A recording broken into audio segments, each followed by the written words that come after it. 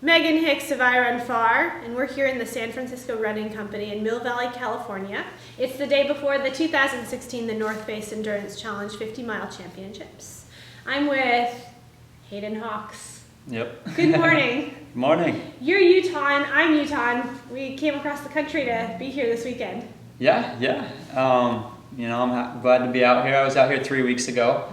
Debo here kind of showed me the course a little bit, helped me out a little bit, and I'm glad to be back. The soon-to-be mayor of the Marin Headlands. Yeah, exactly. Yep. Gave you a tour of his own land. Exactly, yeah. Cool, so welcome back. Obviously, you're sort of an enigma to most of, the I Run Far viewers at this point. I think it's the first time you've had a chance to speak with Megan. Mm-hmm. But, I think it's good, given those circumstances that you kind of give us a little intro to who you are, where you came from, and what brought you to this race. Yeah, for sure. So I grew up in Utah, from St. George, Utah, which people don't know, it's right next to Zion National Park. It's a great area to train. So I grew up, running trails, kind of in that area. Went to college at Southern Utah University, ran, 5 years there at SUU, and then graduated actually this past May.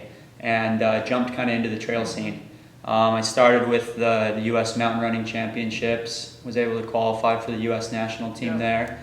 Then jumped into Speed Goat and was lucky enough to win that race. Yeah. Still don't know how I did it, but it was a good race. And then I went and ran the World Championships out in Bulgaria in September, did really well there. And I've always loved trail running. I've always really, enjoyed just being out there on the trails. I did track just to kind of get my leg speed up, and now I'm, full blown into this trail thing. Sponsored by Hoka, and picked them up in July, and it's been a fun run so far. Cool. So let's talk a little bit about your collegiate running background, since you're so fresh from college. I don't know that much about the Southern Utah University running program. Can you describe what it was like and your focus there? Yeah, for sure. So I ran with a guy named Cam Levins. He was a two-time national champion for SUU Division I. We are a Division I program, one of the smallest Division I programs, but a lot of people don't know that. And so, we've had a really good running program for a while. We had a guy there who took third in the nation in cross country a while back, and Cam was national champion. Okay. And so our team's always been really good.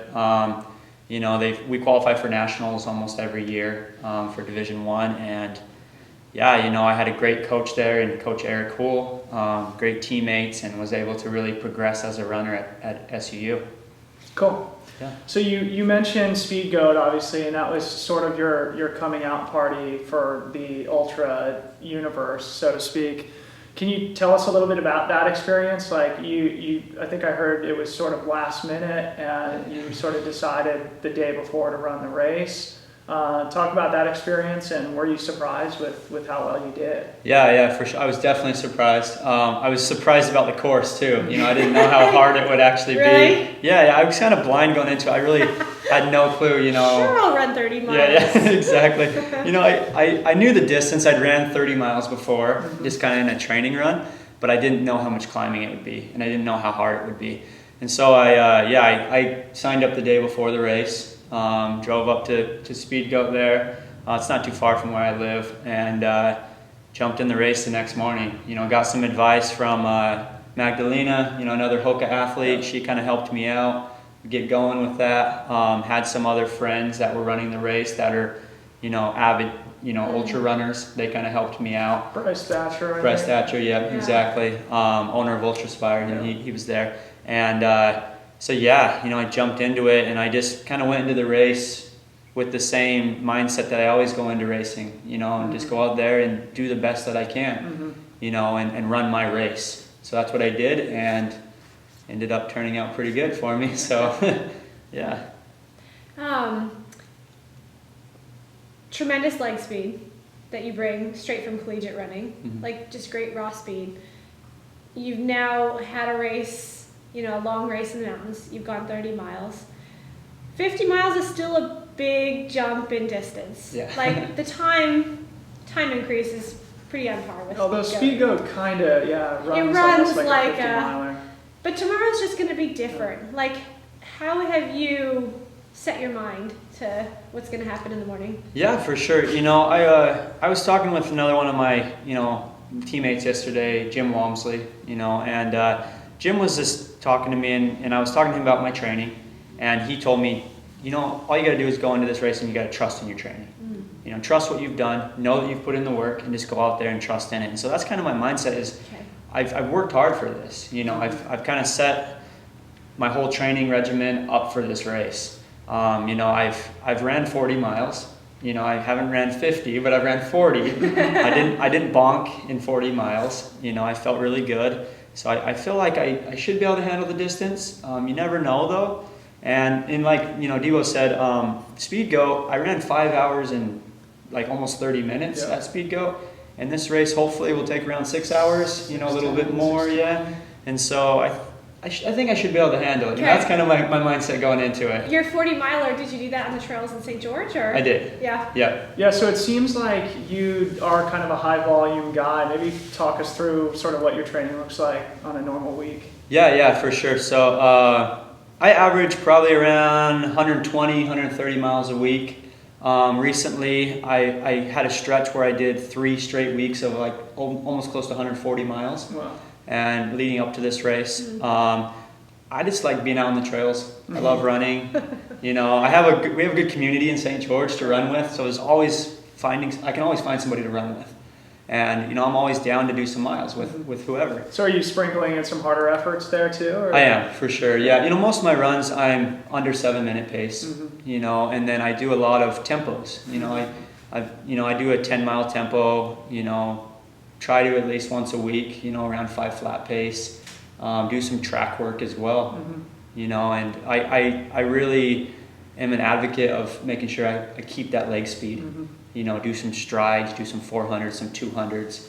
I still like doing that stuff, and I think it gives me an advantage. And do you think that your experience at the World Mountain Running Championships also kind of set you up? Because I'm of the belief that the shorter distance stuff really does translate well to 50-mile races, particularly for races like TNF that are so fast. So maybe talk about that experience on the world stage and how you think that may have helped you for this. Yeah, for sure. I mean, the level of competition there is tremendous. Some of the best runners in the world, I guess, for mountain running. And so having that under my belt where I know how to go into a really high, stressful, competitive race and know that I can do well, that really helps a lot. But also the training going into that was a lot of fast climbing, like short intervals, climbing. And I really learned how to climb during that period of time. And I feel like that's one of my strengths. Good. Is to climb because of all the training I did for mountain running. It's interesting to hear you say that because it seems like you might have all of the pieces of what it takes to do this race well. That it's just like from different parts of your running career. You saw deep competition at the U.S. Mountain and World Mountain Running Championships. You've done a 40-miler in training. You've done time on feet at Speed Go. You've seen. Clearly do the volume that it takes. Yeah. It's like it's all there. It's just putting it together tomorrow, right? Yeah, for sure.